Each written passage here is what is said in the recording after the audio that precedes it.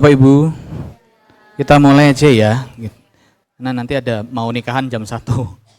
Jadi cukup ramai, cukup padat agenda kita hari ini ya. Baik, terima kasih Bapak Ibu untuk kehadirannya. Hari ini adalah workshop kedua dari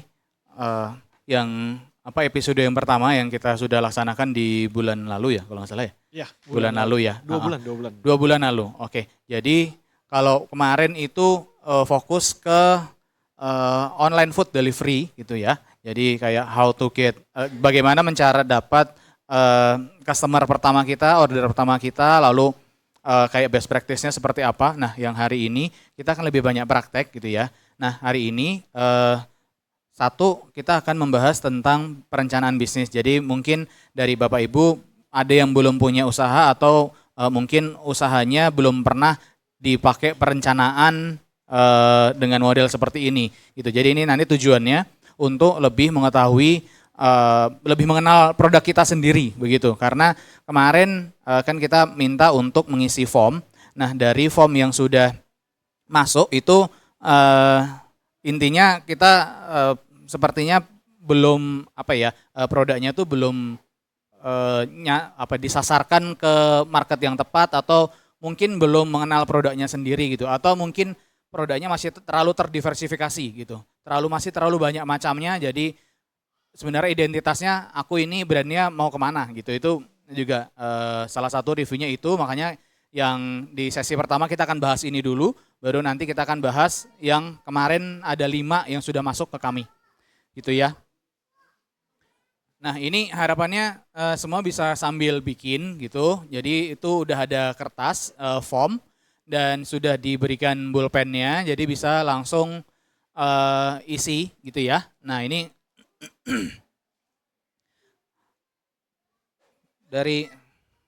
thank you. Nah, dari bisnis model Canvas ini, yang ada mejanya aja biar sambil tulis-tulis. Soalnya sambil nulis, ya. Sambil bikin itu. Harus pakai meja, gitu.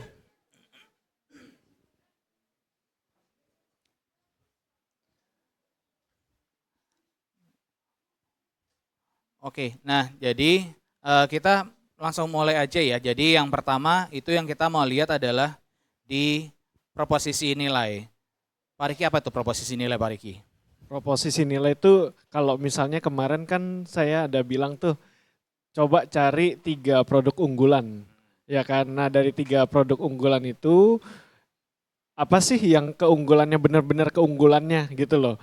Apakah bukan secara produknya tapi nilai yang ditawarkan. Contoh, misalnya kemarin tuh ada pastel ya kan, ada yang lebih gampang somai deh, dimsum ya kan. Dimsum atau siomay.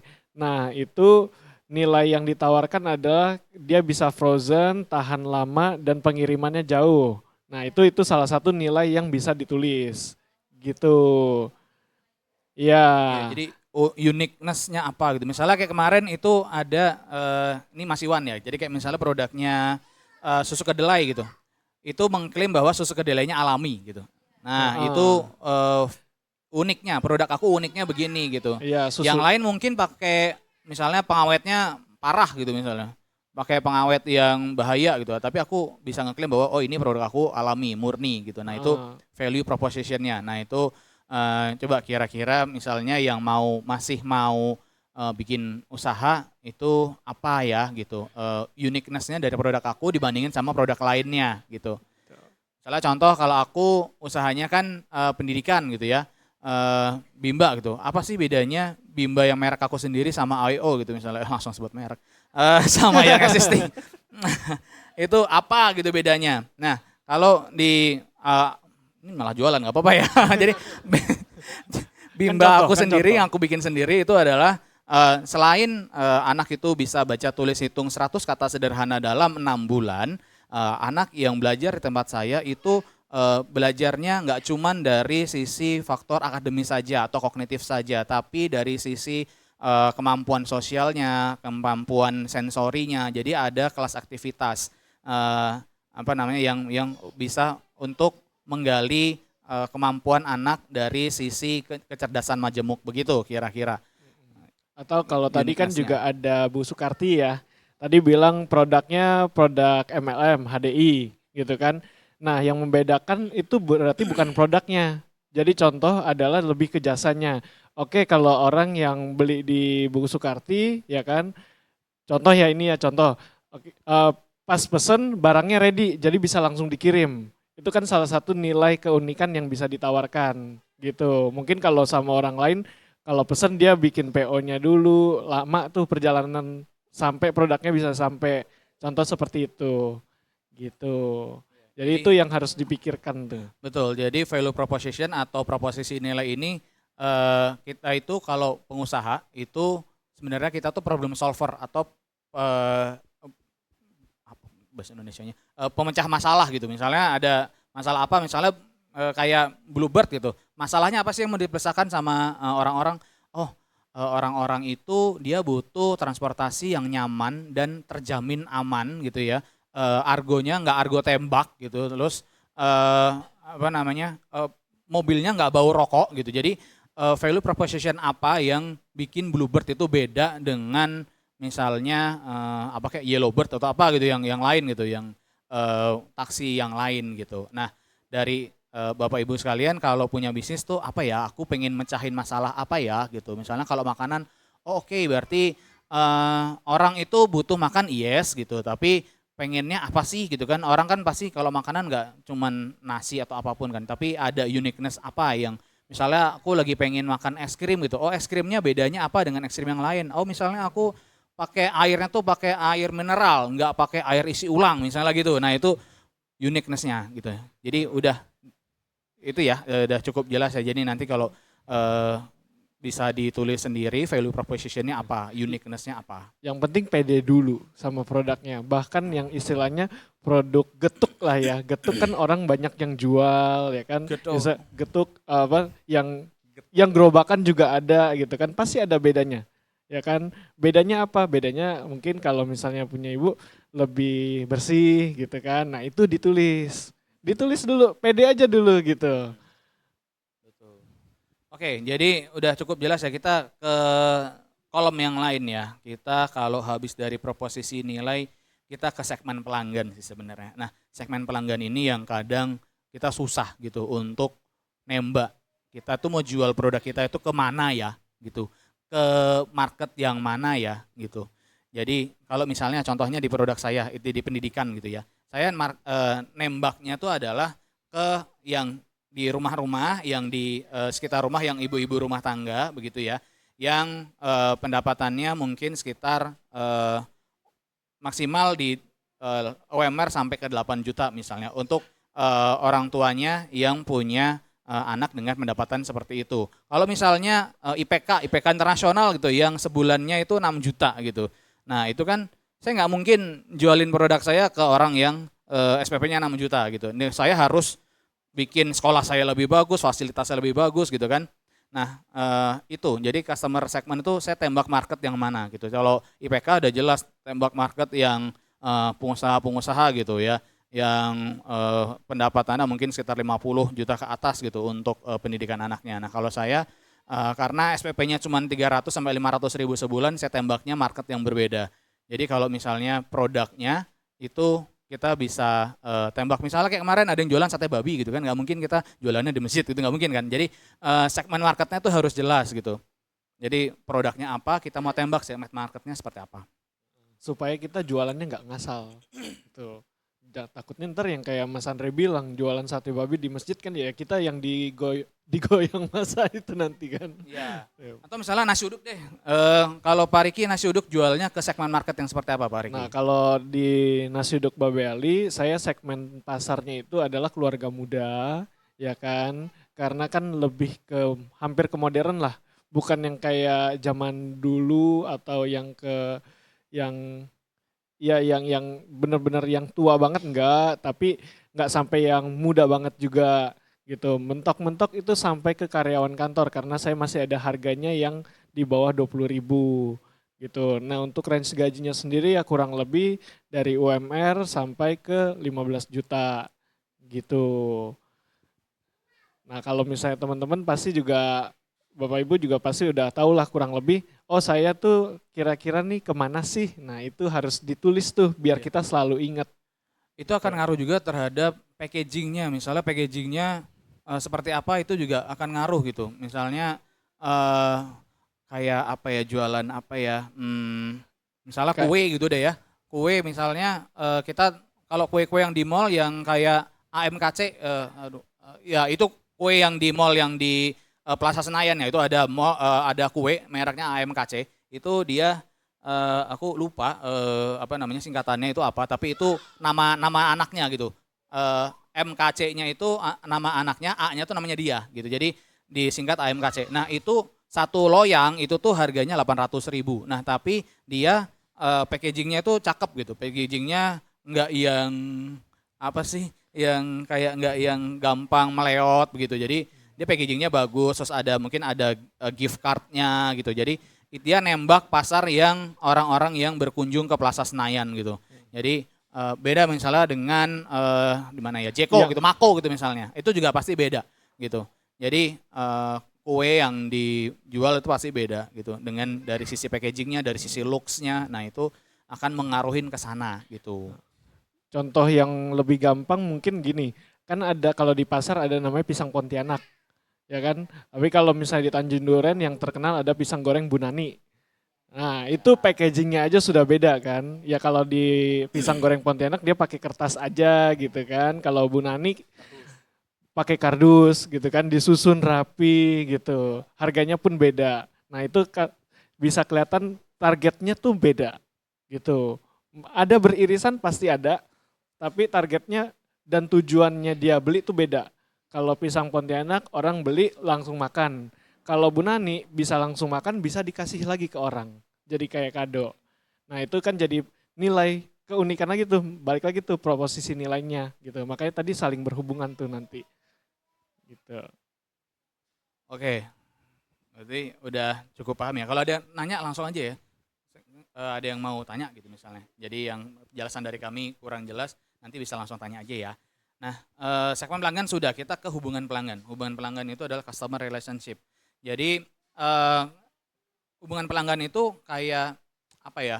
Hmm, Gimana sih komunikasi sama kita gitu loh. mm, mm, Dengan mm, pelanggan tuh nanti gimana cara kita menyampaikan gitu kan. Kalau kayak kalau sekarang kan banyak lewat sosial media gitu kan. Tapi selain sosial media juga ada hal lain yang bisa kita gunakan untuk cara nanti bisa berhubungan dengan pelanggan. Contoh nanti di packaging ada kayak nomor telepon. Jadi kalau misalnya memang ada melakukan pemesanan bisa ke situ atau gitu. bisa juga kerjasama sama komunitas-komunitas gitu, Pak. Tuh. Jadi kalau contohnya di Bimba saya, komunitasnya itu apa? Komunitas yang pasti di mana ibu-ibu dan anak-anak berkumpul gitu. Karena yang service yang saya jual adalah pendidikan.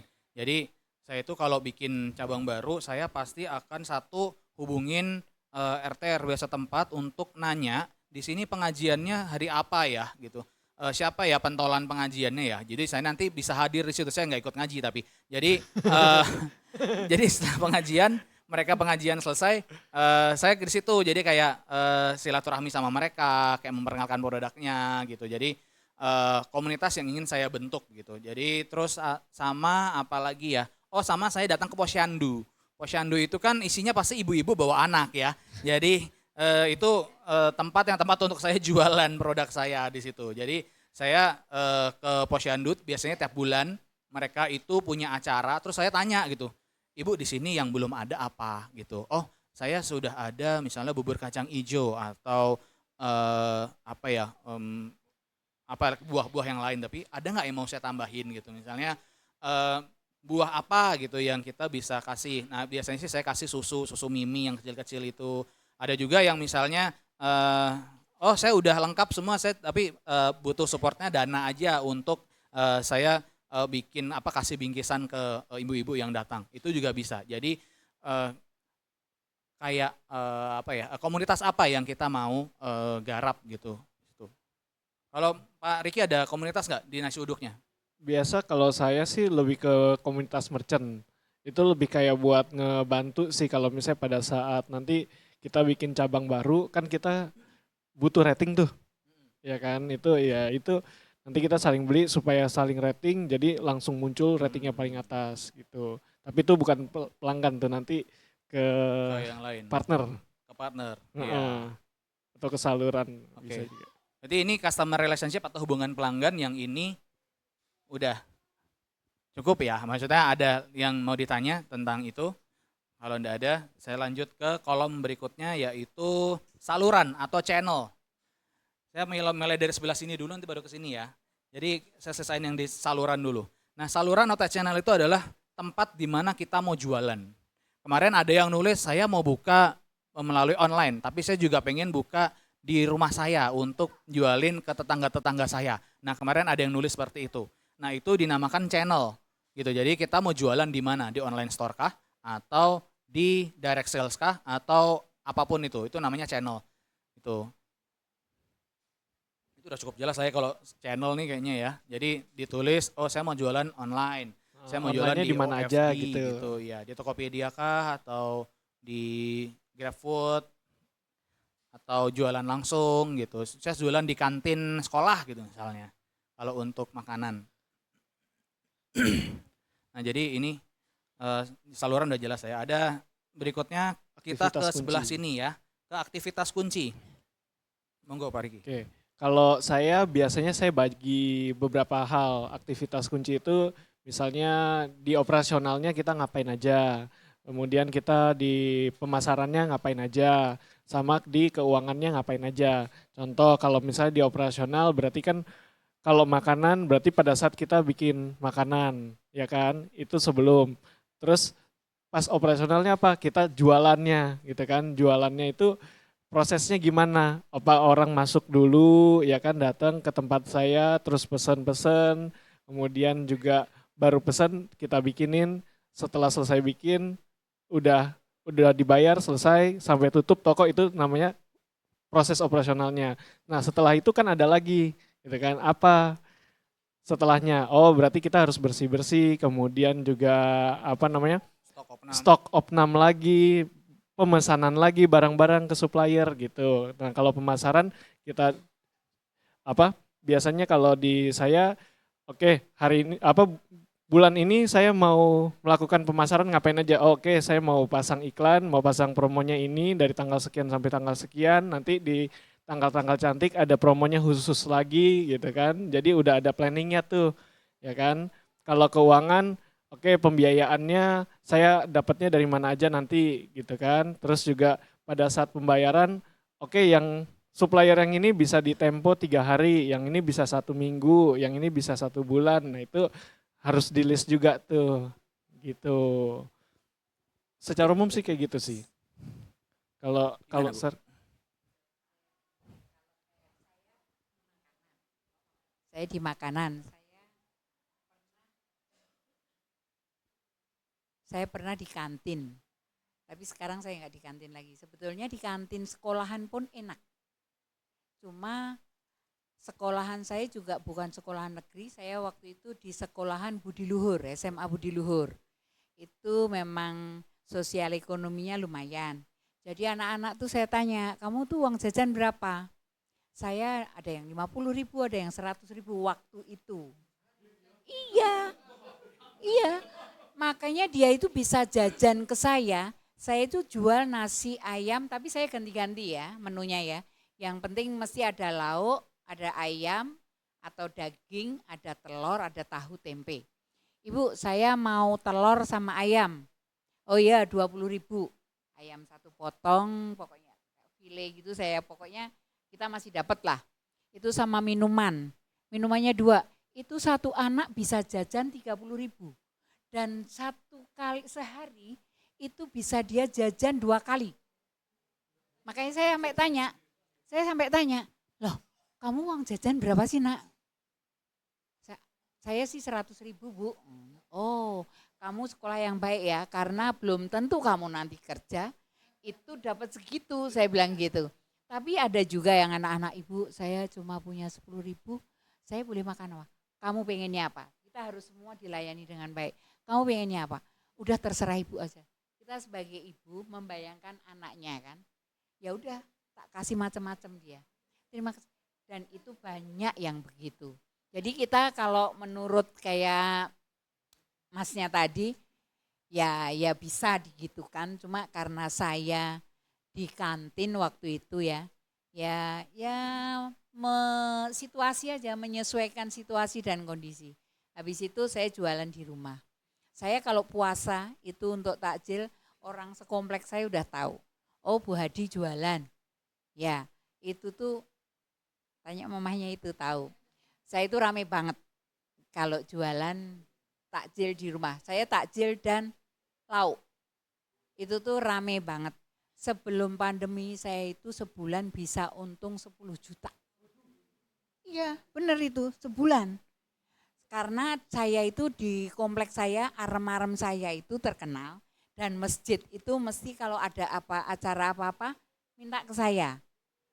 Terus sama sosis Solo saya itu juga udah di kompleks saya. Oh udah beres sama Bu Hadi aja. Karangasem paling laris itu. Itu paling laris. Saya itu sehari kalau pas puasa bisa bikin 20, 25 itu belum kalau ada pesanan. Kalau pesanan untuk buka bersama bisa ya lumayan. Tapi sejak pandemi itu kita untung sebulan 5 juta, 6 juta itu agak effortnya agak tinggi. Tapi ya puji Tuhan semua bisa berjalan. Saya masih sampai saat ini juga masih terima pesanan. Saya sekarang enggak di kantin, gerbang saya tak buka, saya kasih spanduk sedia soto ayam dan soto daging Bu Hadi. Puji Tuhan juga lumayan. Gitu Mas, pengalaman saya matur nuwun. Ya, terima kasih sharingnya. Nah, saya jadi keinget ya, jadi kemarin tuh saya ngobrol ya, saya habis kemarin kalau ibu-ibu tahu saya habis dari Cina ya. Kemarin itu di satu hall itu tuh semuanya jual mainan. Semua jual mainan dan ada pasti yang sama, nggak mungkin mainannya beda. Nah, ini jadi challenge sendiri ya. Jadi sekarang misalnya channel saluran ya, kita mau jualan di mana? Misalnya jualannya offline. Nah, gimana cara attract atau orang itu menarik pelanggan gitu ya. Kenapa harus ke tempat saya gitu? Saya jualannya sama dengan misalnya saya jualannya suduk juga gitu sama kayak Pak Riki gitu. Nah, tapi apa sih yang kita bikin beda gitu ya? Kita bisa kasih gimmick gitu, misalnya kasih neon box kah atau dikasih misalnya promo apa gitu. Jadi itu untuk attract atau menarik pelanggan itu untuk datang ke booth gitu. Jadi kemarin itu kalau di sana tuh kan jualan banyak banget mainan gitu ya. Nah, ada juga yang cara menarik pelanggannya atau cara menarik pengunjung yang di situ untuk datang ke booth itu tuh dia kayak dia mainin mainannya di depan boothnya dia gitu, atau yang dia jualan tembak-tembakan gitu, dia sediain papan ya untuk orang coba nembak-nembak gitu. Terus ada yang jualan mobil-mobilan yang kayak pakai baterai yang bisa dinaikin ya, kalau Bapak Ibu tahu itu dia sedia satu mobil untuk dipakai sama pengunjung, boleh keliling-keliling hall itu boleh pakai mobilnya dia. Jadi itu benar-benar ada juga yang seru banget sih. Jadi dia jualan stroller, dia jualan stroller. Itu cara nunjukin bahwa strollernya dia kuat adalah pengunjung suruh duduk di strollernya, dia dorong, digituin, itu stabil dan gak jatuh gitu. Jadi cara nunjukin dia jualannya seperti itu. Jadi gak cuman strollernya dipajang, oh ini stroller aku kuat loh gini-gini. Jadi dengan buktinya adalah, ya udah nih kamu duduk sini, tak dorongin ya kan, untuk lihat strollernya itu jalannya itu stabil dan dia kuat untuk bahkan orang dewasa duduk di situ kuat gitu. Jadi gimana cara kita attract itu ya itu kreativitas kita sih seperti apa, karena semua orang jualan juga di hall itu yang jualan stroller nggak cuma 1, 2, bisa 10, bisa 20 orang jualan stroller hal yang sama gitu, tapi dia punya uniqueness bahwa stroller aku kuat gitu, dia bahkan pengunjung boleh duduk di situ. Jadi Mereka benar-benar kreatif banget. Ada yang live juga, live TikTok sambil buat apa, sambil mainin mainannya gitu tuh juga ada. Jadi itu untuk menarik pengunjung, begitu. Jadi satu kita harus mikirin channelnya di mana, kita jualan di mana, mau offline atau online. Nah kalau offline itu cara kita narik itu seperti apa, begitu. Kita pindah ke yang lain ya. Kita ke sumber daya dulu. Sumber daya kunci.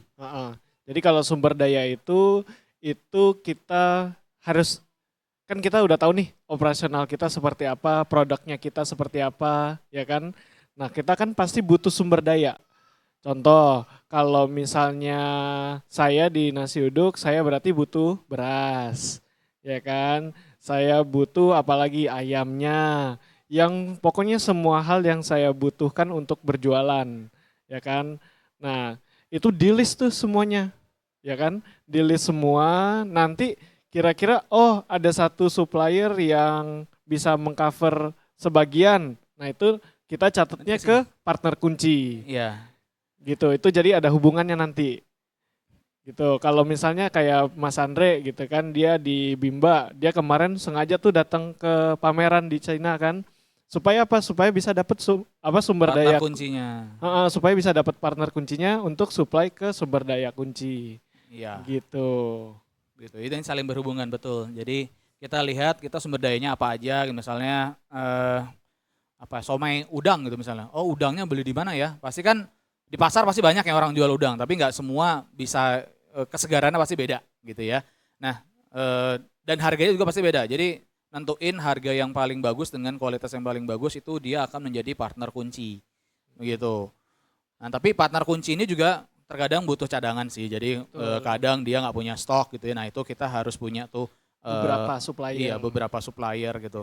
Dan itu juga biar bisa kita nanti nego gitu, biar kita nggak ketergantungan. Misalnya dia sembarangan naikin harga gitu. Oh ya wes aku switch aja ke sini gitu.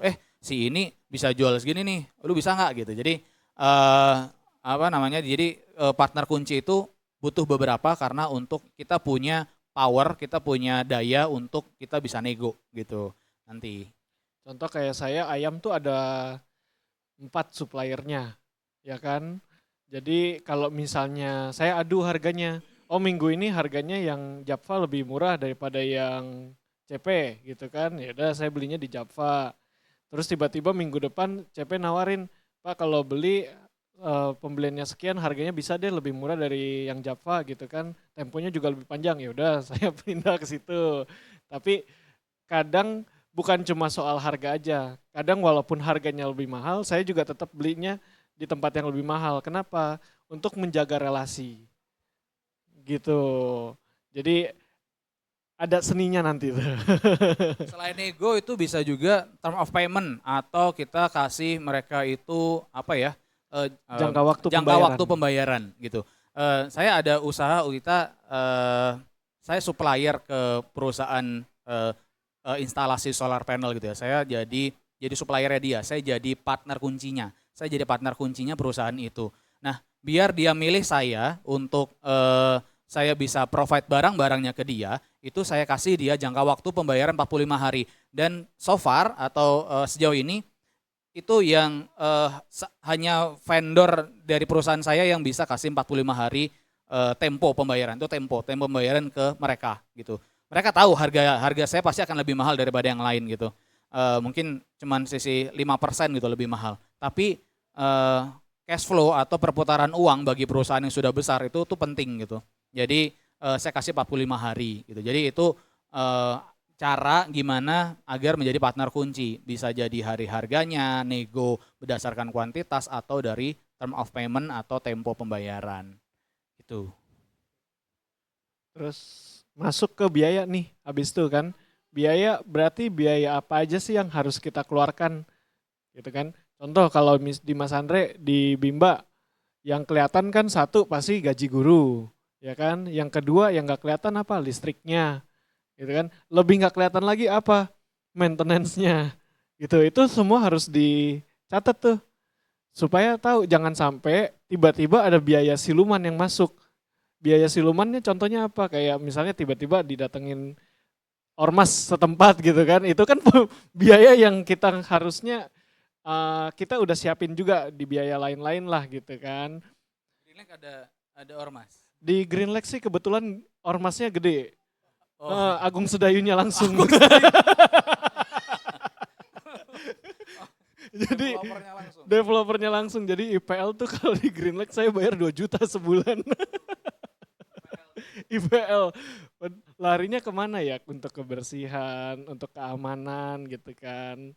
Ya itu harus dimasukin tuh semuanya biar kita tahu tuh supaya apa sih ujung-ujungnya adalah kita tahu oh kita tuh melakukan sebuah usaha ada hasilnya, ada untungnya nanti kan kelihatan tuh nanti dari pendapatannya terus ke pengeluarannya.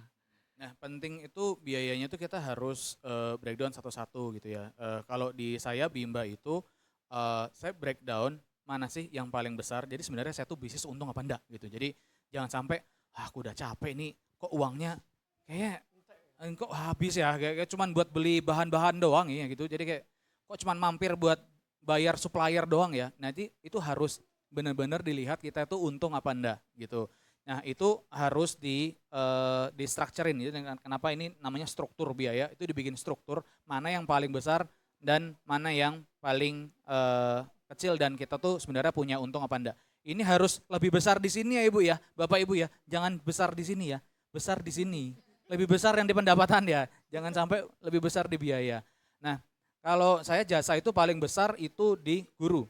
Nah so far itu guru itu memakan biaya, kalau istilahnya jangan biaya ya, kalau sumber daya manusia ya, apa Alokasinya. ya, alokasi dari pendapatan itu untuk bayar guru itu 38%, itu besar. 38% itu buat guru gitu, karena ya memang itu istilahnya mesinnya kan ya guru ya. Gitu. Jadi kalau kayak di saya cuma 10% maksimal 15% gitu. Untuk alokasinya saya untuk ke karyawan gitu. Jadi tiap bisnis akan beda-beda.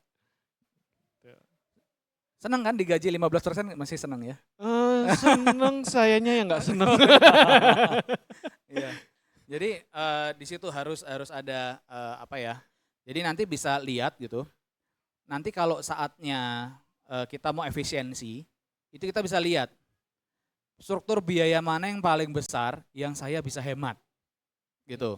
Saya kalau hemat nggak mungkin saya pecatin karyawan, itu nggak mungkin. Kalau saya pecatin karyawan kan berarti saya juga nggak jalan kan bimbanya gitu ya. Jadi saya lihat di mana sih yang struktur biaya paling besar. Oh ternyata biaya modul, ngeprint modul. Nah itu gimana caranya biar bisa lebih murah ya gitu. Oh akhirnya saya beli mesin printing sendiri yang besar. Jadi saya print sendiri di situ biar tidak ngesap ke orang, jadi itu lebih murah. Jadi biaya ngeprint modul jadi lebih murah gitu. Jadi kita harus tahu struktur biaya mana yang paling besar dan kita bisa tahu gitu kita mau hemat di mana nanti ke depannya. Kalau Gitu. contoh di Babe Ali gitu kan, pernah kan ngerasain harga cabai sampai 180.000 gitu kan. Nah kalau di Babe Ali sampai 180.000 udah langsung tutup tuh. Karena Nggak pakai cabai? nggak pakai cabai Nggak kan pakai sambal. nggak jualan. Ya kan. Nah untuk bisa menghemat berarti saya harus cari partner kunci lain yang bisa menyediakan harga lebih murah gitu. Jadi ntar kelihatan, oh ternyata bulan ini saya beli cabai sampai 50 juta nih. Kan? Contoh, sebenarnya enggak gitu kan. Contoh, biasa beli cabai 5 juta, 10 juta ini sampai 50 juta gitu. Ini kan sesuatu yang harus segera diberesin, kalau enggak ya akan lebih besar di sini terus ntar. Ya kan? Nah, itu gimana caranya? Oh, oke. Saya cari alternatif cabenya yang lain gitu kan. Cabenya yang grade-nya beda, terus suppliernya yang tadinya saya belinya dari pasar yang deket sama outlet, saya langsung ke pasar induk, jadi belinya sekaligus banyak gitu. Jadi kita kalau misalnya tahu struktur biayanya, kita akan tahu nih kira-kira yang tadi Mas Andre bilang harus ngelakuin apa supaya bisa hemat gitu. Oke, udah jelas ya ibu-ibu ya, bapak ibu ya. Jadi untuk struktur biaya. Sekarang ke aliran pendapatan, Pak Riki. Pendapatan, siapa sih yang nggak mau pendapatan ya? Nah ini nanti akan ada hubungannya lagi ke yang bagian luar nih, yang di 3 ini. kalau misalnya kita nggak tahu nih salurannya kita mau kemana, kita nggak tahu nih pendapatannya kita dari mana. Ya kan kalau misalnya, oh oke, kalau kita mau jualan di online berarti sumber pendapatan kita yang dari online tuh apa aja. Misalnya contoh kita jualan di e-commerce, oke itu satu saluran pendapatan. Kemudian pendapatan lainnya bisa dari mana lagi? Oh oke, kalau misalnya dari offline selain kita nunggu orang datang ya kan, kita jualannya langsung ke yang misalnya mau bikin acara, itu saluran pendapatan lainnya. Jadi nggak cuma nunggu orang datang aja, tapi bisa juga kita yang nyamperin, kita catering ke orang lain gitu loh. Orang butuh catering kita yang sediain, itu saluran pendapatan lainnya gitu. Atau misal juga jualan misalnya nasi uduk gitu. Itu pendapatannya dari nasi uduknya ya. Aku pengen punya aliran pendapatan lain. Aku jualan apa ya? Jualan kerupuknya misalnya. Atau jualan cemilannya yang lain gitu. Jadi kita bikin produk yang ada komplement untuk pendapatan lain. Melengkapi gitu. Contoh Melengkap. kalau laundry juga kan bisa tuh selain jual jasanya aja, oke pewanginya ini ada yang beda-beda nih, yang ini lebih premium gitu kan, itu bisa jadi tambahan penghasilan juga. Saya mau sharing di Captain Barbershop ya. Jadi saya kalau potong rambut kan di Captain Barbershop yang di dekat rumah, yang di Tanjung Duren. Dia itu cari aliran pendapatan lainnya tuh pintar gitu. Jadi nggak cuman cukur rambut. Jadi dia itu nyediain misalnya masker, nyediain untuk perawatan rambut yang lain kayak misalnya dikasih krim gitu, kayak krim bat gitu. Jadi dia Ya?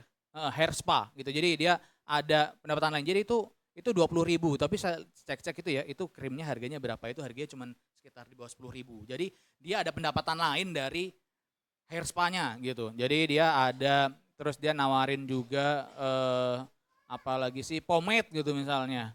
Jadi mereka macam-macam gitu, aliran pendapatan nggak cuma dari cukur rambut misalnya, ini untuk yang jasa ya. Intinya kan kita buat datengin satu pelanggan tuh susah. Iya kan?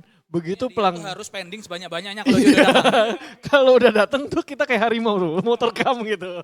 Beli semua nggak gitu kan. Semuanya ditawarin gitu, semuanya tawarin. Nah, apa aja yang ditawarin itu yang harus kita tahu.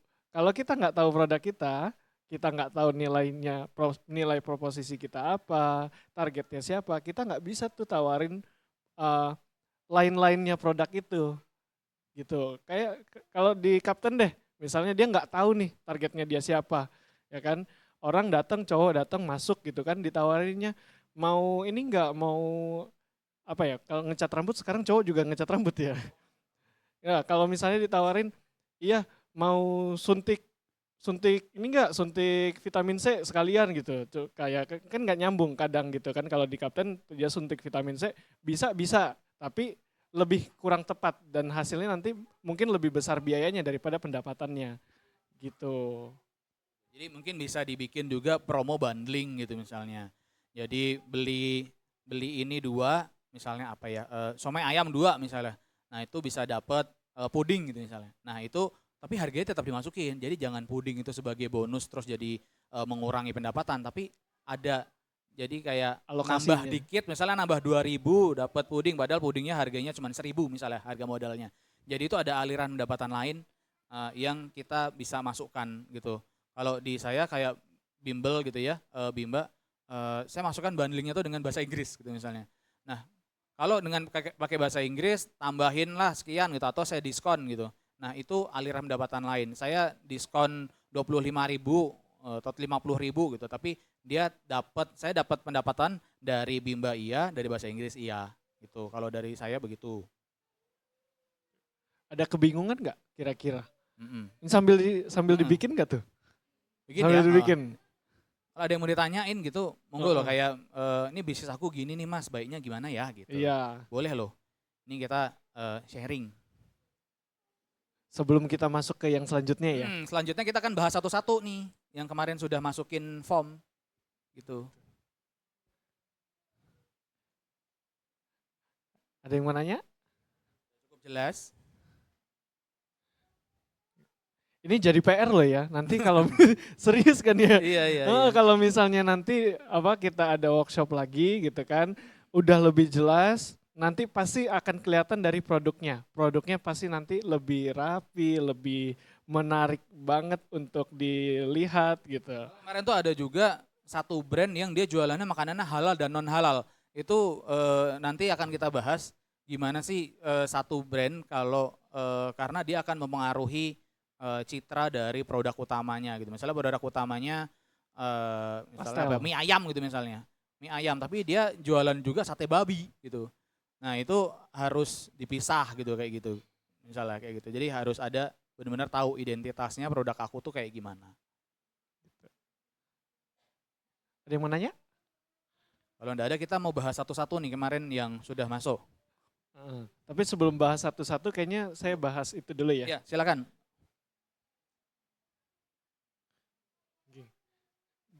Oke, di sini ada yang udah tahu branding belum? Branding tuh sekilas apa sih? Heeh. Iya, mau nanya apa? Branding tuh apa gitu ya?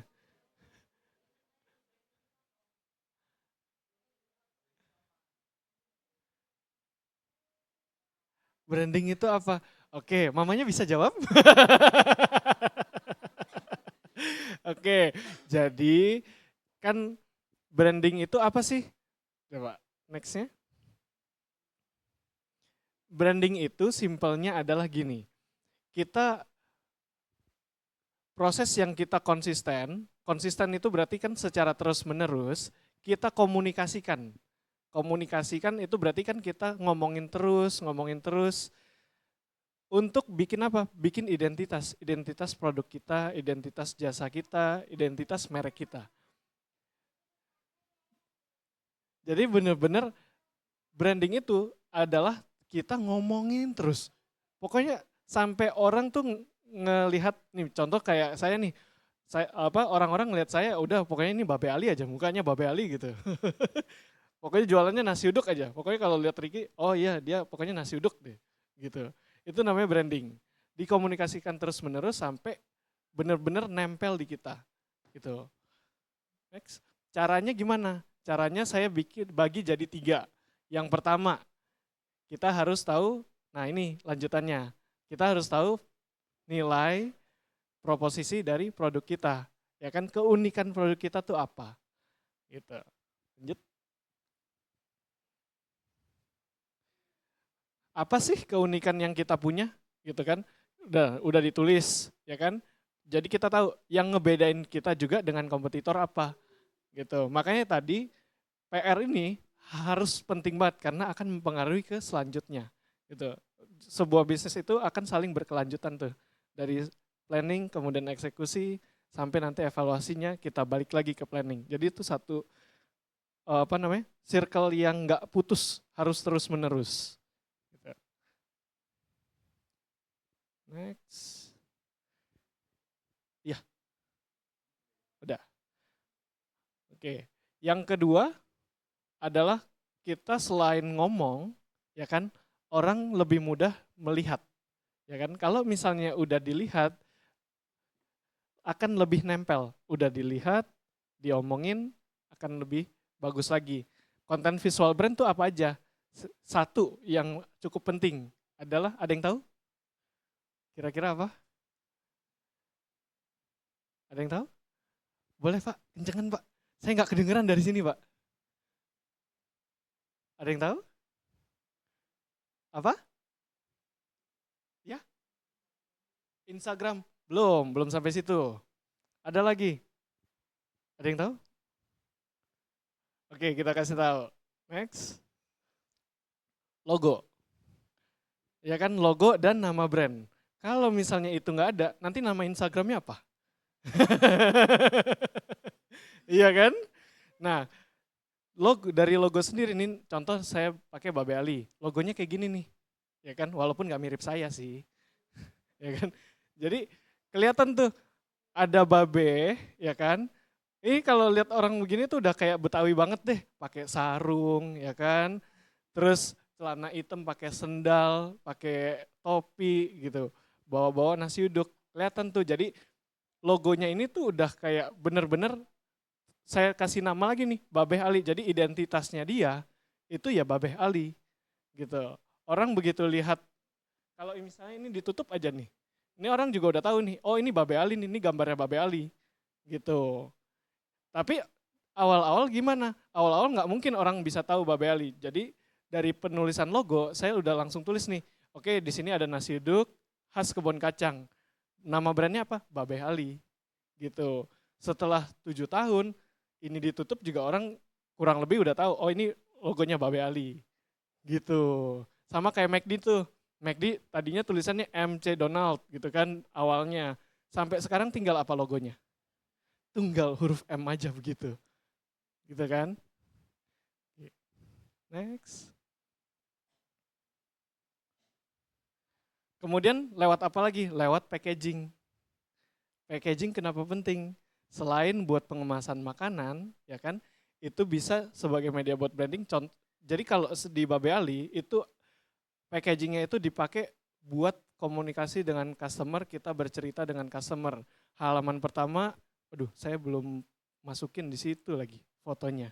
Jadi kalau misalnya yang pertama itu gambarnya seperti ini, saya kasih lihat.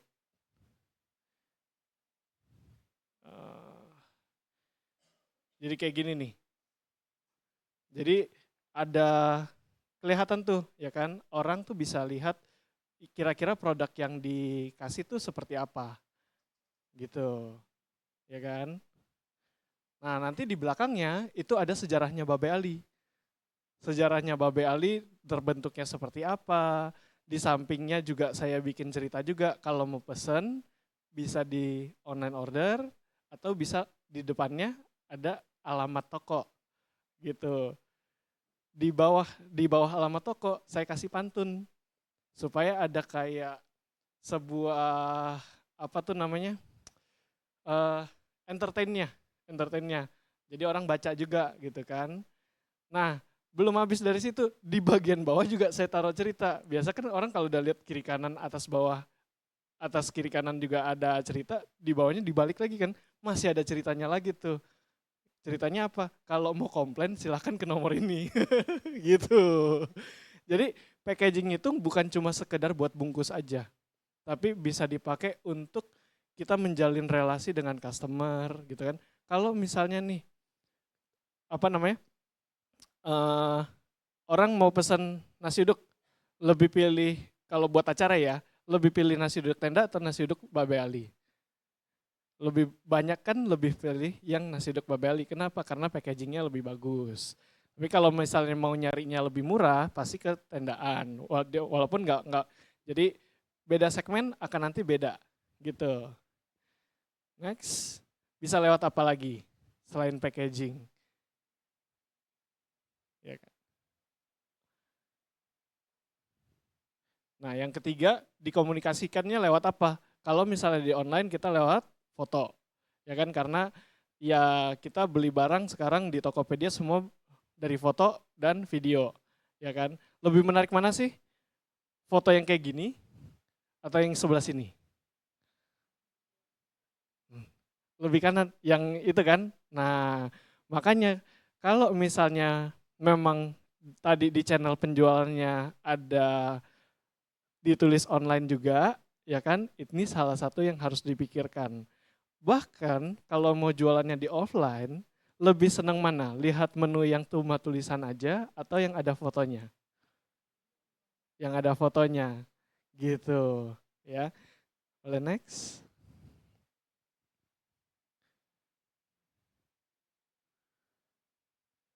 Nah, ini dasarnya. Dasarnya tuh simpel banget sebenarnya. Yang penting ada 3 sudut pengambilan, ya kan? Sudut pengambilan dari atas contoh yang menarik tuh kayak pizza. Pokoknya yang datar deh. Pokoknya kalau dilihat dari atas lebih bagus gitu.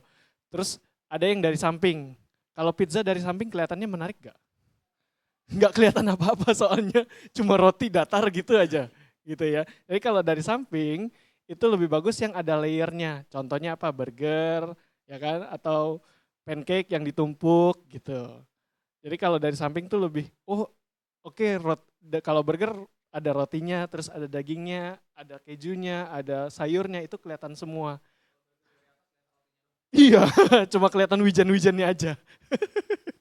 Terus ada sudut perspektif. Perspektif itu maksudnya apa? Jadi kalau misalnya kita lihat foto tuh, kayak kita lihat makanannya langsung. Itu namanya sudut perspektif. Biasanya antara 45 sampai ya kurang lebih dari 35 sampai 60. Itu sudut perspektif tuh. Nanti kita sambil praktek. Ada yang udah bawa produknya? Ada kan? Nah nanti kita sambil praktek ya. Gitu. Kemudian yang paling penting selain sudut adalah pencahayaan. Pencahayaan tuh nggak perlu mikir yang sampai kayak, oh saya harus beli softbox gitu kan, yang harus di studio mahal-mahal, lampunya harus pakai lampu tembak gitu. Enggak, kita, kalau saya bahkan nanti saya tunjukin ya fotonya nasi uduk Babe Ali, foto-foto yang saya pakai HP sendiri, itu juga cuma di depan rumah, bahkan di depan pintu rumah. Gitu. Bisa hasilnya juga bagus juga. Gitu. Boleh next. Nah ini contohnya nih. Ini kalau dari atas nih, bagusan ini atau ini? Yang kiri atau yang kanan? Yang kiri kenapa? Lebih kelihatan kan? Gitu. Next lagi, kalau dari samping. Nah ini yang saya bilang nih, pizza kalau dari samping ya begitu aja. Nggak kelihatan isinya apa, ya kan? Sedangkan kalau pancake, oh iya pancake-nya ada dapat 4, terus ada buahnya, ada madunya gitu. Lebih menarik nanti jadinya. Yang next, nah ini fotonya Babe Ali nih, nextnya nih.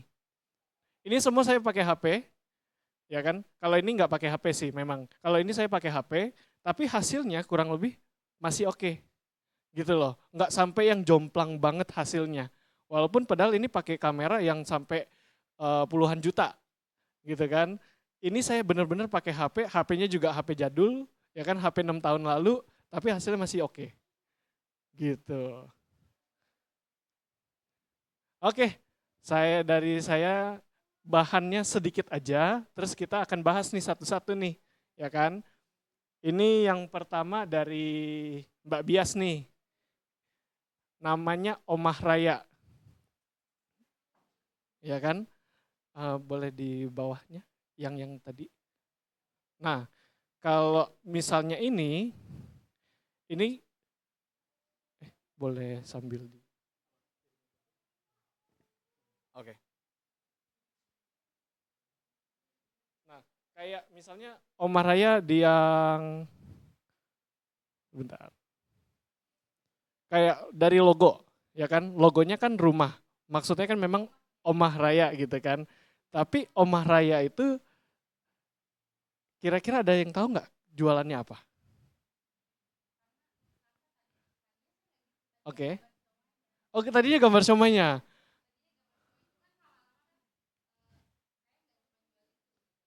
Oke.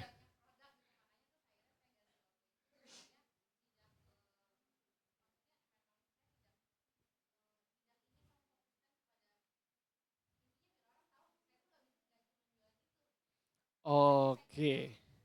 Oke.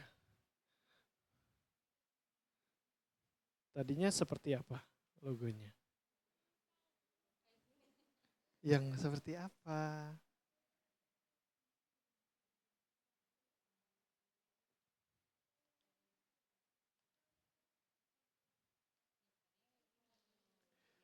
Oh, oke. Oke, oke, oke. Hahaha.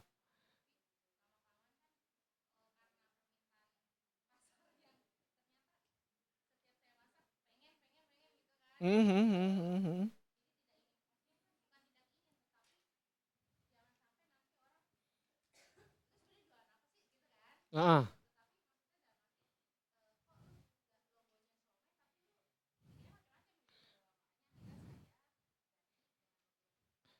oke. Pertanyaannya saya satu. Produk unggulannya apa? Ya. Ah, oke. Oke. Kalau misalnya ini pendapat saya aja, ya kan? Pendapat saya kita kalau jualan lebih baik yang spesialisasi. gitu. Kalau misalnya memang mau punya banyak produk, ya kan, benar-benar kita pisahin gitu. Apalagi apa?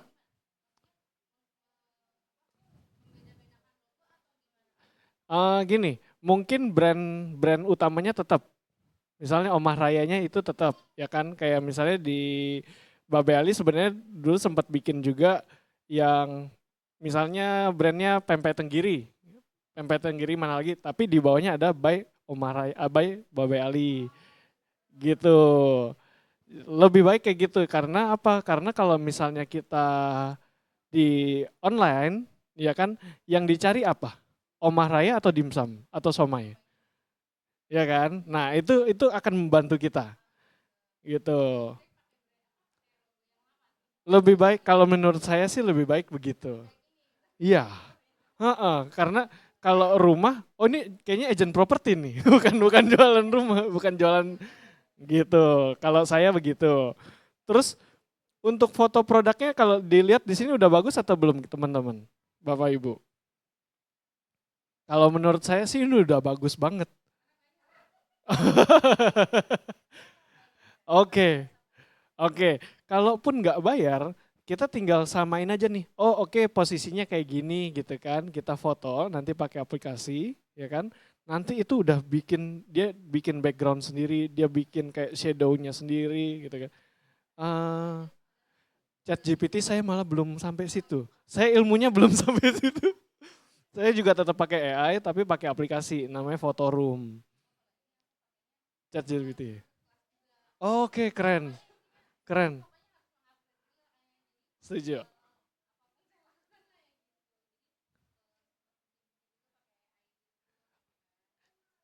Jauh lebih mudah kan jadinya. Oke.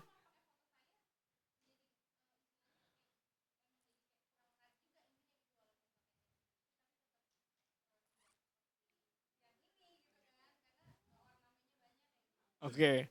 Oke. Ini kan pengalamannya Mbak Bias karena sudah punya foto yang bagus. Tapi kalau misalnya Bapak Ibu belum punya foto yang bagus, begitu pakai ChatGPT pasti akan jauh lebih menjual gitu.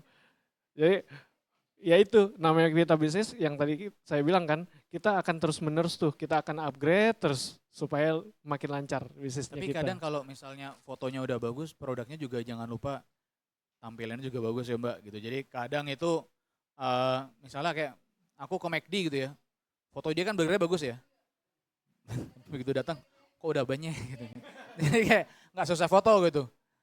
Nah, kadang kalau kita mau iseng ya, lu nggak susah foto gitu kan, gitu. Jadi emang harus hati-hati juga bikin bikin foto produk, tapi ya kita harus benar-benar ngasih yang, iya jangan beda jauh banget lah gitu misalnya. Nah, Oke.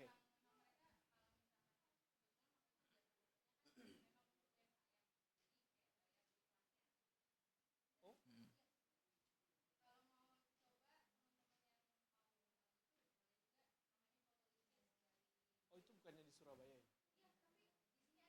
Oh di sini udah ada ya?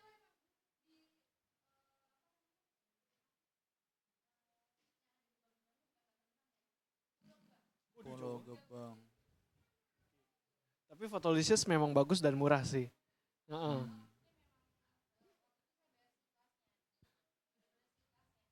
Pakai pisang satu sisir Mbak. Boleh boleh dibayar nggak pakai uang, nggak pakai pisang gitu misalnya.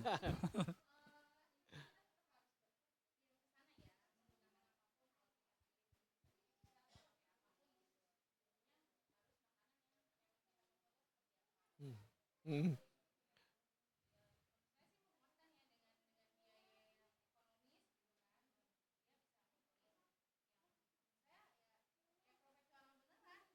Hmm. Terus ada juga Mbak yang di luar sana ada yang pernah cobain nggak? Jadi dia jualan Indomie tapi tampilannya persis sama seperti di foto packagingnya gitu.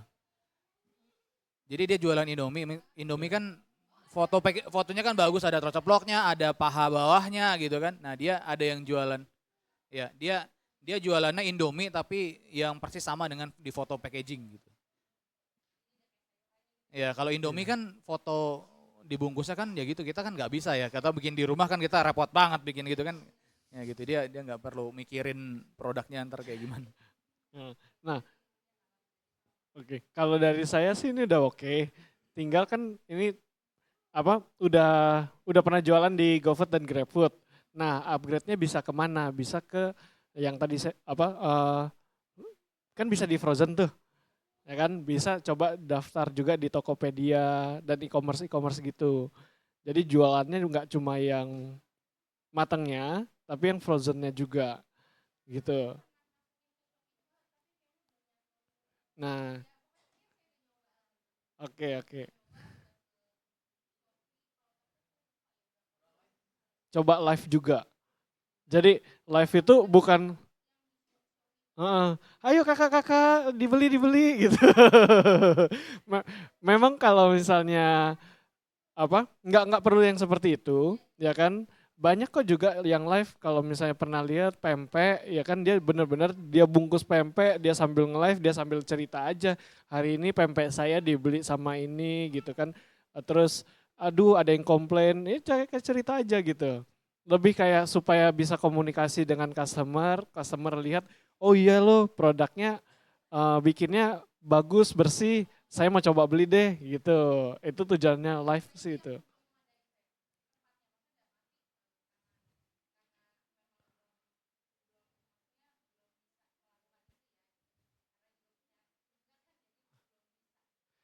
Oke. Nggak apa-apa, nanti pelan-pelan. Oke, nextnya ke Mbak Utami dulu ya. Oh oke, Mbak Utami yang mana Mbak Utami? Iya Mbak Utami, ini rotinya kalau secara nama udah oke ya kan, tapi logonya belum ada nih. Udah ada? Oh gitu, udah ada logonya. Oke, soalnya tadi apa saya lihat fotonya juga kan belum ditempelin gitu kan. Nanti orang kalau udah suka sama rotinya mau beli lagi bingung. Loh, ini saya pesannya sama siapa gitu kan. Nggak tahu mau beli laginya kemana. Sayang, kalau kan kita udah jualan nih, udah susah-susah payah terjual, jangan sampai kita putus di situ aja gitu. Orang kalau misalnya pacaran udah putus aja sering minta balik ya. Masa jualan makanan enak nggak balik lagi gitu. Terus, nah kalau saya lihat ini hero produknya belum ketahuan nih. Hero produk tuh yang benar-benar yang paling enaknya apa, yang paling best sellernya apa, itu yang ditonjolin gitu. Sama untuk foto bisa kan ini banyak nih, banyak macam ya kan. Kalau foto lebih baik better satu-satu juga, ada juga gitu. Kalaupun memang mau banyak, disusun yang rapi. Jadi apa namanya? Ada yang dari ini kan dari atas semua, ada yang dari samping juga, dieksplor aja untuk fotonya gitu. Supaya apa? Supaya nanti pas update status di WhatsApp, oh roti coklatnya ada coklat lumer-lumer gitu. Itu kan menarik gitu kan. Atau sosis, roti sosis, sosisnya yang apa? Wih, kayaknya selera banget nih sosisnya, ada sausnya di atas gitu. Sama kalau misalnya ini udah pernah jualan online? Belum. Boleh dicoba. Tapi roti tiap hari bikin. Oh belum, kalau ada pesanan aja. Heeh, heeh. Heeh, heeh, heeh. Oh gitu. Oke, berarti kalau sekarang jualannya di oh belum. Oke, nanti kalau misalnya fotonya udah bagus ya kan, packagingnya lebih rapi, pasti bisa terjual lagi. Amin. Ha-ha. Sama kalau misalnya ini saya sih lebih apa tekeninnya yang tadi di bisnis canvas itu ya kan, segmen pelanggannya harus jelas. Dari segmen pelanggannya jelas, nanti kan ketahuan nih struktur biayanya kayak gimana. Nah itu buat nentuin kira-kira mau jual rotinya harga berapa. Karena nanti akan berbeda lagi tuh ya. Itu perlu dieksplor dan benar-benar harus ditentuin nih dari awal. Jangan sampai misalnya kita targetnya rotinya misalnya harganya 50.000 atau yang 100.000, tapi bahan-bahannya kita pakai yang murah kan nanti nggak nyampe tuh value-nya yang ingin disampaikan nggak bisa. Atau kalau misalnya memang mau jualannya yang pokoknya harus jualan sehari 1.000 roti gitu kan, berarti tapi harganya yang murah gitu, itu nanti harus diusaha apa namanya akan berbeda sekali itu. Nextnya kita ke Kalau Mbak Utami sendiri mau jualan di harga berapa Mbak roti-rotinya Mbak? Di harga berapa? 5.000-an. Oh. Oke. Oke, berarti udah sesuai segmen, Iya, iya. ya kan. Nah ini kan udah nggak jualan di kantin, ya kan. Kira-kira Mbak Utami mau jualannya di mana? Nah itu nanti kan harus disesuaikan, ya. Oh bisa, bisa. Tapi kalau jualan online kan nggak boleh on off gitu kan. Jadi better udah disiapin, ya kan. Ada kan beberapa bakery yang misalnya dia setahu saya tuh adonan bisa dibekuin. Setahu saya ya. Soalnya saya pernah lihat ada adonan yang dibekuin. Jadi kalau misalnya dia nggak rutin setiap hari bikinnya gitu kan. Iya. Dia bikin adonan banyak nih. Iya. Nah, sebagian dia bekuin, nanti kalau ada pesanan lagi, dia baru keluarin dan dia baru olah. Tapi itu Betul. harus dipelajarin tuh. Iya, Bapak Ibu pernah ingat nggak saya pernah jualan kroffel di sini? Pernah jualan kroffel di gereja. Cari dana waktu itu. Jualan kroffel, saya itu adonannya beku. Adonannya tuh saya beli beku dan saya nyimpannya juga beku. Jadi kecil segini bekunya. Ketika udah jadi butuh waktu untuk ngembangin. Jadi dia akan ngembang jadi segini. Nanti di kroffelnya tuh dipenyet, dipakai mesin dipenyet. Jadi kroffelnya tuh jadi crispy, tipis crispy gitu. Nah itu bisa jualan beku, adonannya beku. Nah tapi saya beli dari orang sih, saya nggak bikin adonan beku itu, saya nggak tahu caranya gimana cara bikin adonan beku. Jadi kalau misalnya mau jualan online dan apa ya kayak Takut bikin ruginya gede sesuai ya. orderan gitu mungkin ya. Jadi bisa adonannya dari beku gitu. Tapi itu nanti Mbak Utami bisa riset lagi ya kan, supaya apa? Supaya nggak terlalu banyak waste-nya. Buang bahannya nggak banyak, kan takut juga ya kita udah bikin tapi nggak laku gitu kan. Dan juga selain dari ngandelin online bisa kita benar-benar coba cari dulu nih yang harian tuh kira-kira kita bisa masukin kemana gitu. Jadi mulainya pelan dulu tapi bisa dimulai pelan-pelan. Tapi kita mulai gitu.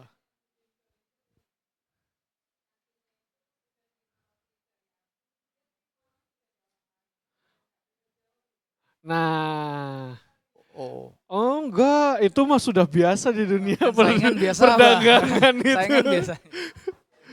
Nah itu,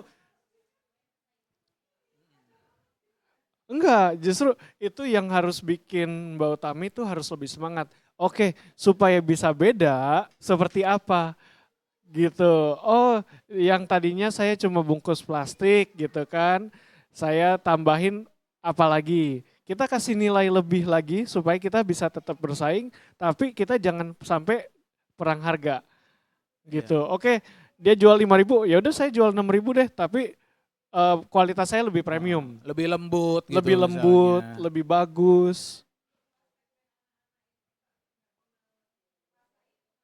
Hmm.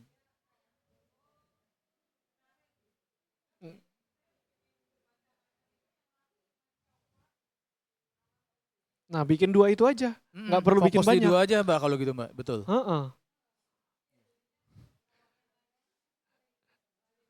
Nah, kalau misalnya udah fokus nih ya, kebayang nggak kalau misalnya kita beli coklat yang tadinya 1 kilo, tiba-tiba kita belinya 10 kilo, harganya pasti beda.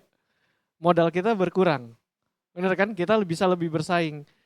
Kalau misalnya memang harga modalnya bisa turun 500 perak, kita turunin 500 perak harganya, gitu. Jadi ada persaingan harusnya bukan bikin down, tapi bikin lebih semangat. Iya, karena saya juga pernah Gitu. kalau roti itu saya juga pernah belajar karena saya waktu itu sempat pengen bikin toko roti gitu.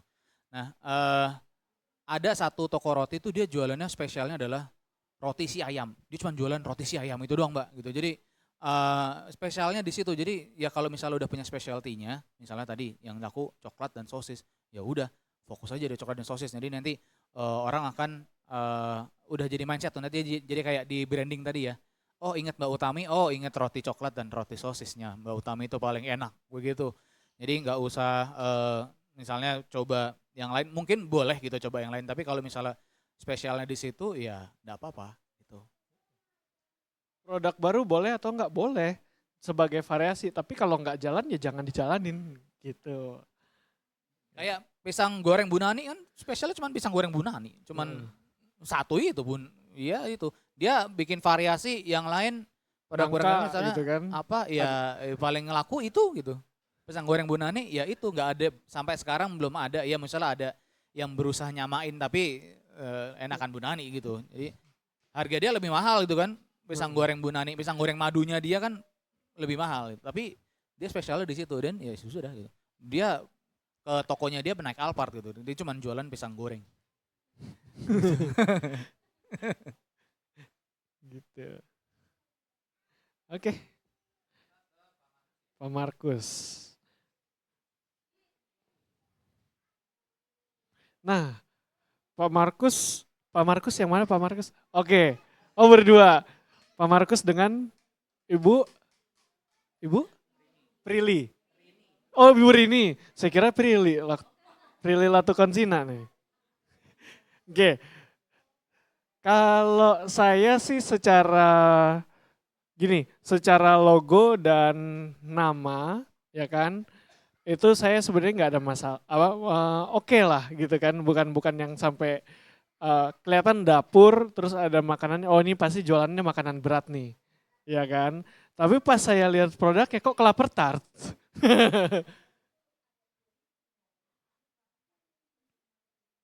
Oke,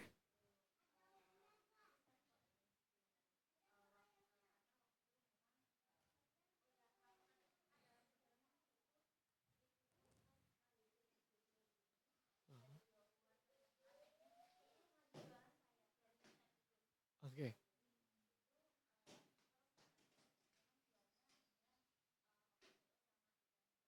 oke,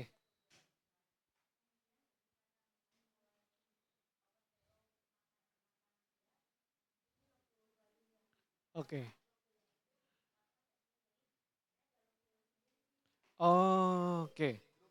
Oke, karena ya masukan dari saya dan Mas Andre juga memang kalau bisa brand itu fokus ke produk hero-nya, produk unggulannya gitu. Sama, sama. Iya, jadi better fokusin ya kan. Jadi udah tahu nih, oh Klaper Tart namanya Klaper Tart apa gitu kan, nyarinya ke Burini gitu. Itu udah yang nggak perlu pusing lah gitu. Mau PO, PO-nya ke Burini gitu.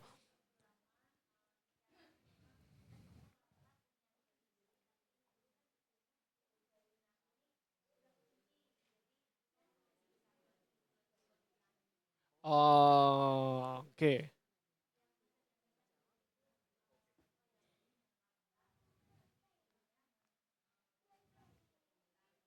Oke. Oke. Berarti kalau misalnya mau seperti itu tetap pada saat misalnya muncul fotonya Klaper Tart tuh, itu brandnya harus jelas juga gitu. Bisa kalau atau eh, ya bisa kayak gitu atau misalnya di nama logonya ada tulisan lagi di IG-nya spesialis Klaper Tart dan apa gitu. Jadi brandingnya itu bukan cuma dari nama tapi dari deskripsi di IG-nya juga ada gitu. Itu bisa seperti itu. Nah kalau saya sih kalau kalau saya pribadi lebih suka sama produk yang fokus gitu. Lebih banyak mana? Lebih banyak nasi liwet atau lebih banyak Klaper Tart gitu. Jadi kita ngeluarin biaya untuk pemasaran itu nggak double gitu.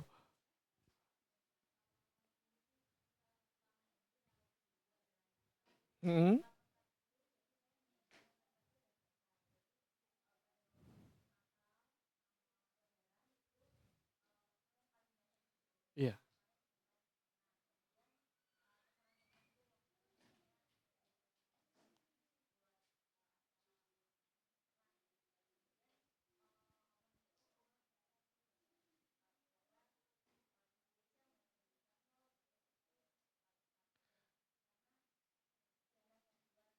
Iya.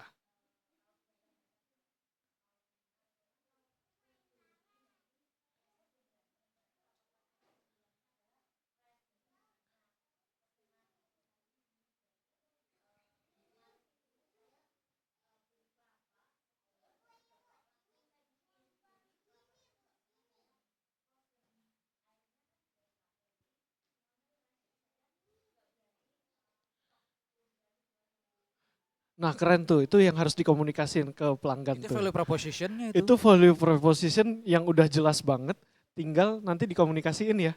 Itu keren banget, itu keren banget.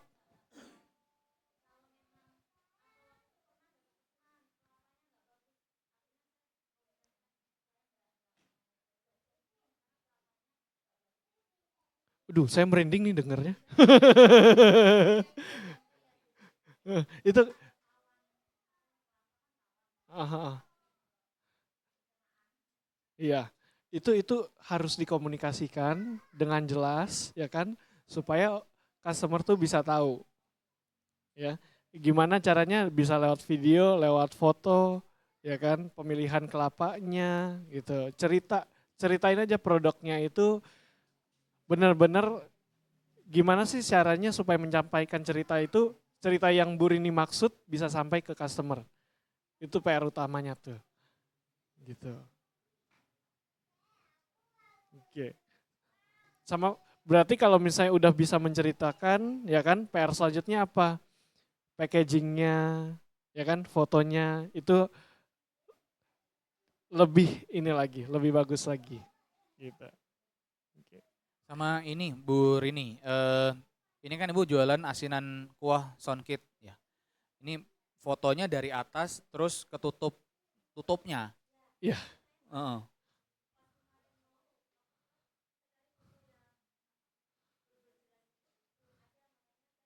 Oke. Oke. Heeh. Yang Yang di kayak mangkok mangkok gitu ya. transparan, jadi kelihatan buah-buahnya seger gitu kan. Iya. Hmm. Tuh. Iya. Terus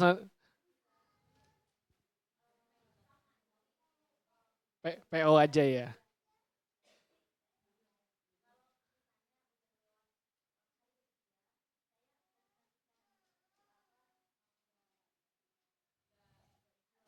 Hmm.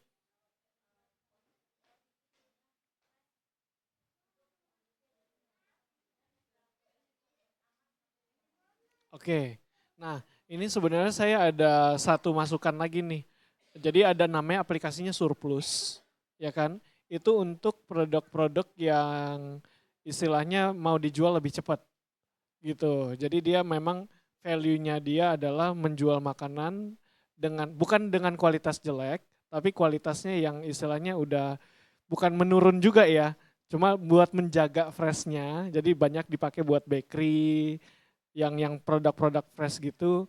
Pokoknya kalau misalnya memang udah mau mendekati expired, kalau di supermarket kan juga ada tuh dia flash sale, dia diskon gede-gedean. Nah ini juga sama, bukan supaya jual rugi, bukan maksudnya buat jual rugi, tapi supaya nggak jadi sia-sia, mubazir gitu. Jadi ada, nanti coba deh dicek aplikasinya, namanya Surplus di Play Store. Heeh.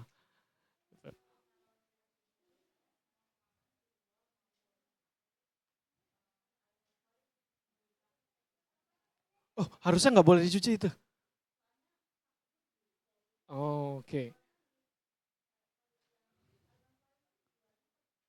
Oh, oke. Sebenarnya sih ada yang bilang kalau dicuci justru jadi kuman karena kan sumber bakteri itu bisa tumbuh itu air, udara, jadi kelembapan, kemudian udara sama suhu gitu. Oke.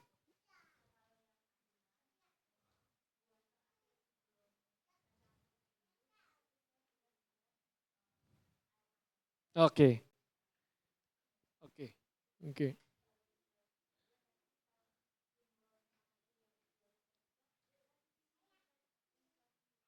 Oke. Itu jadi satu story lagi tuh dari.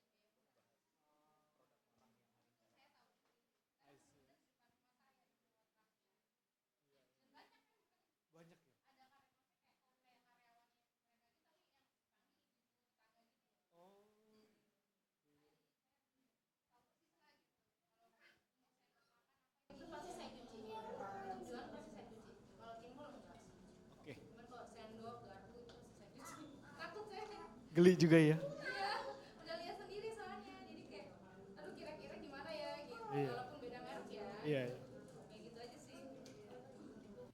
Oke. Ini Lanjut. ada 2 produk yang hari ini nggak datang, tapi karena ini direkam kita bahas aja ya. Mas Adit ya. Mas Adit ya. Oke. Kalau ini ya kan susu kedelai murni Ayako gitu kan. Ini secara brand saya sih udah suka banget nih. Maksudnya jelas produknya apa ya kan. Yang bikin anaknya ya.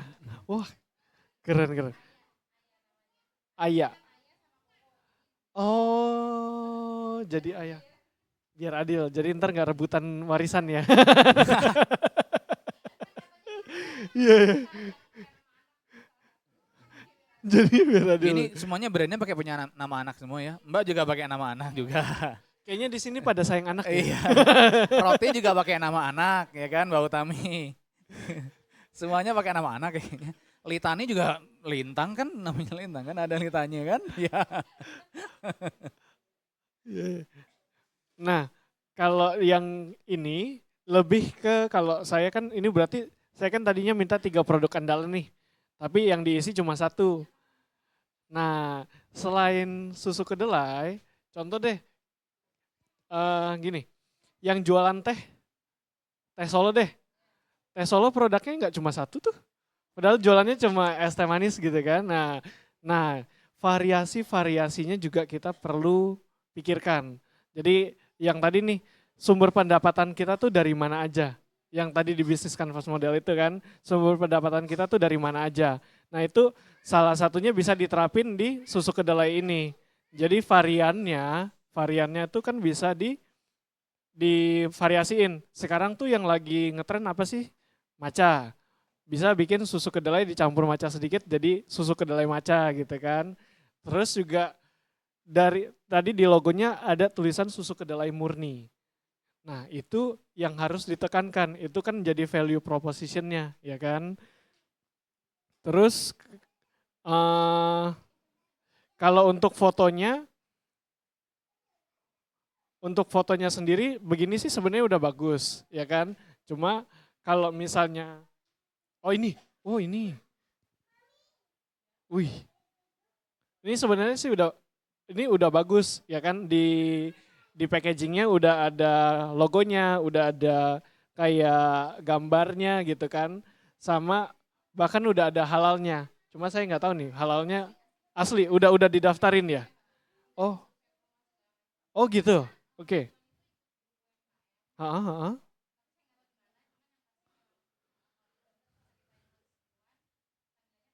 Ha.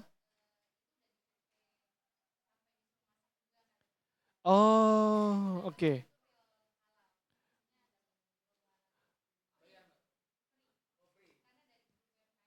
Oke, biasa kalau halal itu ada yang namanya nomornya, nomor halalnya. Nah ini nggak dimasukin. Nah nggak dimasukin sayang. Harus. Sekalian, jangan cuma logonya begini nggak ada nomornya. Pasti bisa muat. Pasti bisa muat. Nanti disampaikan aja. Nomor telepon juga udah ada, komposisi udah ada ya kan. Nah tinggal nomor halalnya supaya tahu nih orang-orang tahu ini beneran halal loh. Kalau misalnya orang cek gitu kan bisa tuh nomor halal itu bisa dicek langsung kelihatan nih oh produknya ini udah terdaftar dan beneran halal gitu. Sayang gitu. Kalau misalnya secara logo gitu kan. Nah yang saya sayangkan adalah di atas tulisannya murni. Tapi di logonya nggak kelihatan ini benar-benar ya benar-benar kelihatan murni sih dari kedelai gitu kan. Cuma kalau misalnya ditambahin kayak freshnya itu ditunjukin lagi di logonya itu pasti bisa lebih menarik gitu. Karena yang jualan susu kacang kan nggak cuma 1, ya kan harus kelihatan. Oh ini cara biar bikin kelihatan fresh tuh seperti apa gitu.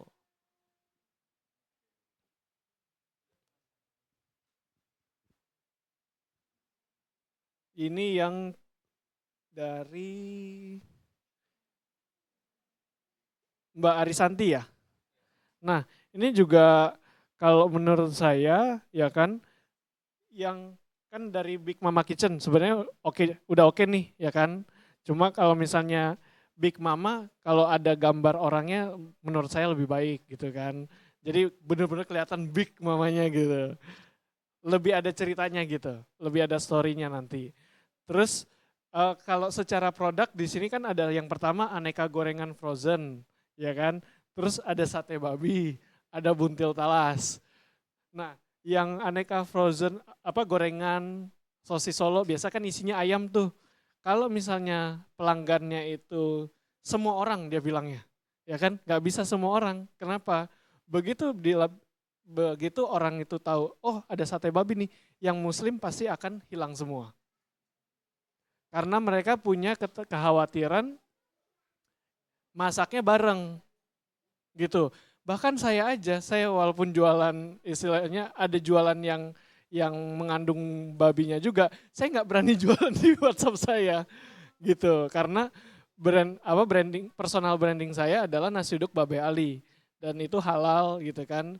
Jadi kalau yang jualannya babi-babi itu saya serahinnya ke istri saya gitu. Jadi nggak nyampur gitu loh. Ya kan, jadi harus dipisah tuh. Kemudian kalau secara nama ya kan, karena ini jualannya ada risol, ada pastel, ya kan, ada sosis Solo. Lebih bagus mana, Big Mama Kitchen atau Big Mama Kitchennya disingkat nih BMK, ditambahin risol BMK atau pastel BMK. Lebih keren, lebih kayak, oh oke, saya mau nyari pastel, jangan nggak usah pastel makcik lagi, pastel BMK aja, gitu. Lebih menarik namanya, gitu. Gitu sih. Kalau secara foto ini udah kelihatan, udah ada pengalamannya juga di bidang makanan, gitu kan? Karena katanya kan udah pernah catering juga, gitu kan? Jadi fotonya juga udah oke. Yang yang jadi PR kita untuk sama-sama dari 5 brand tadi, ya kan, adalah satu, apakah resepnya sudah selalu itu aja? Udah stabil atau belum? Nah, kalau udah diingat kita harus catat. Kenapa? Kan iya itu jadi resep sendiri. Kemudian yang kedua adalah kan kita maunya berkembang. Ya kan, berkembang nggak bisa kita terus yang ngerjain itu.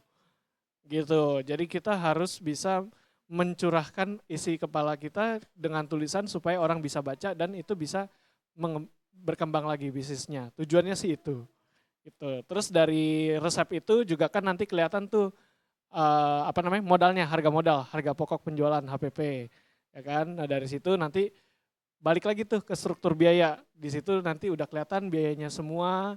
Jangan sampai kita jualannya di bawah harga modal. Jadinya rugi. Itu biar rasanya stabil ya Pak Riki ya. Satu biar rasanya stabil, yang kedua kalaupun dikerjain sama orang lain juga bisa konsisten gitu. Jangan sampai kita udah fokus ke pengembangan bisnis, ya kan? Pada saat mau berkembang rasanya kita berubah-berubah. Atau servisnya kita berubah-berubah. Nggak ada SOP yang jelas lah istilahnya. Gitu. Gitu. Baik. Habis ini berarti kita masuk ke, ya boleh.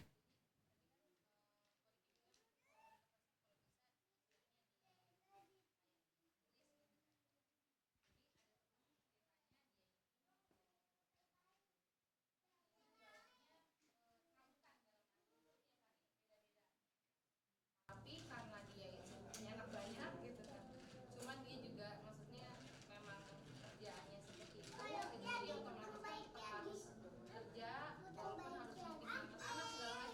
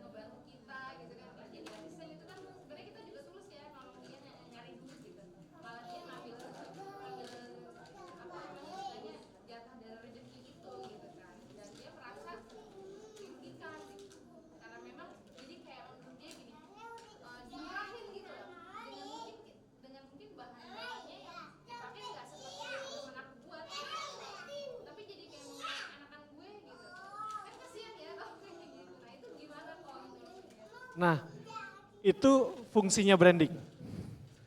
Fungsinya branding. Jadi kita tuh jualan bukan cuma sekedar jualan produk. Gitu.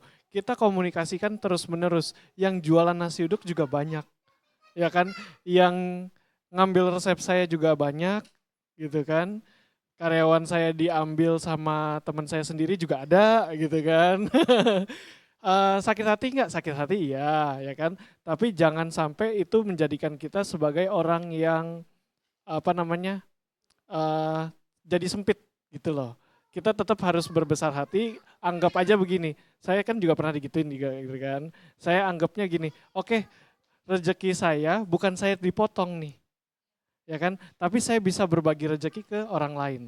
Berbagi berkat ke orang lain itu bikin hati kita lebih tenang, ya kan? Dan juga kita bisa fokus ke depannya kita harus ngapain. Jadi nggak cuma memupuk rasa dendam, tapi kita hati yang gembira adalah obat. Ya kan? Hati yang gembira adalah obat. Kalau kita anggapnya oke kita bagi berkat ke mereka, itu ya sudah gitu. Karena kita yakin Tuhan nggak akan memberikan cobaan yang kita tidak bisa lampaui. Intinya rezeki ya udah ada yang ngatur, tapi bukan semerta-merta kita pasrah gitu kan. Itu fungsinya branding adalah untuk membedakan nih. Kalau misalnya ada kompetitor yang datang, ya kan, brand kita tetap bisa bertahan. Gitu, karena kita memberikan nilai yang lebih yang nggak ditawarkan oleh kompetitor. Gitu.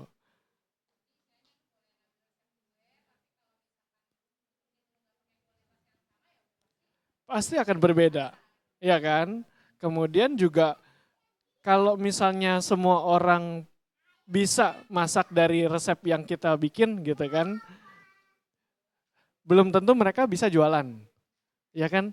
Mereka bisa jualan belum tentu bisa jalan, ya kan? Mereka bisa jalan belum tentu bisa berkembang, gitu. Jadi nggak perlu khawatir soal resep dicuri atau apapun. Bahkan sekarang kan banyak kan resep yang dibagi-bagikan lewat YouTube gitu kan. Mereka influencer semua bikin resep, semua orang bisa bikin, tiba-tiba semua orang bisa bikin bakso goreng. Ya kan, tiba-tiba semua orang bisa bikin siomay gitu kan. Tapi kan tetap yang bisa bertahan di bisnis itu adalah orang yang satu nggak pernah menyerah, ya kan. Yang kedua yang brandnya juga jelas, dikomunikasikan terus-menerus supaya apa? Orang kalau mau beli somai tetap di kita. Gitu. Oke, baik. Terima kasih Pak Riki. Next, kita mau praktek. Kita mau praktek, ada yang udah bawa produknya kan, kita sambil pokoknya coba foto, ya kan. Kalau misalnya ada yang belum punya aplikasi Photoroom, ya kan, nanti kirimin ke ke grup. Kita nanti dari HP saya kita coba edit supaya bisa lebih bagus. Gitu. Oke. Yuk, boleh kita keluarin produknya. Ini yang bawa makanan bikin ngiler semua. Yang servis ada nggak yang servis di sini? Yang jasa? Yang bisnisnya jasa, ada Yang nggak? bisnis jasa? Belum Oh, ada ya? Dagang gitu selain makanan ada? Selain makanan ada? Ada ya, Ada? makanan semua. Baru makanan ya, nggak apa-apa. Pelan-pelan, nanti selain makanan ntar ada lagi. Ada yang Bitcoin Mas katanya. Bitcoin, saya nitip boleh nggak? boleh.